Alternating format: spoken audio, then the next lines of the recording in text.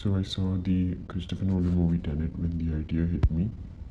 A story related to time where a character goes back in time to warn or pass information to his past self. And I was always curious to how this mechanism would work. So then I got the idea of a superhero talking to his future self. But it turns out that the future self dude is just some other criminal lackey who's fooling the superhero into thinking that they're both the same person. So that was it. I wrote a flash fiction about just that scene as a joke and I left it. A few months later, I decided to visit the story again.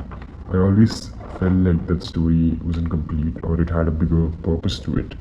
And the catalyst for the reimagining of the story in a larger short story format was inspired by a friend. He told me that he once hated Batman v Superman, and maybe it was because it was so popularly hated at the time. Then he talked to a dude who said that the movie was fucking great except for a small blip in the Martha scene, but the remaining 99% of the movie is so awesome and cool. And then I realized even I'm the same way. I hated the song called Bound to by Kanye until I saw some dude on YouTube ranking it number one for him. And just like that, I started seeing the song in a new light and appreciation. And I also think that Ye has one of the most beautiful smiles. So that's how I built the story. I wrote the character around the basis that he's a character whose views and opinions on a certain subject matter changes based on its interpretation by another person. Someone who's very easily influenced by other people.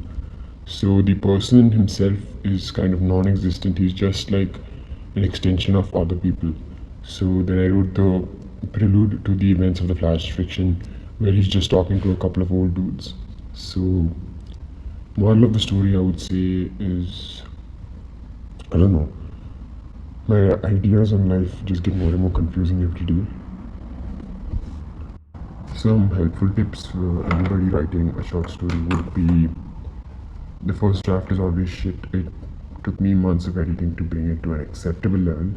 So don't worry too much about things being too bland or not complex enough. There's always time.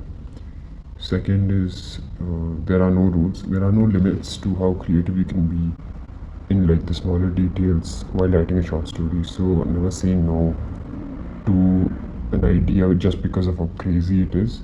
If it's meant to stay, I think it'll probably stay in your mind. It'll come back to you in a couple of weeks or months. Lastly, I would say whatever art you're consuming, it'll be better if it's at the highest level. I do think to a certain extent your art is only as good as your inspirations are.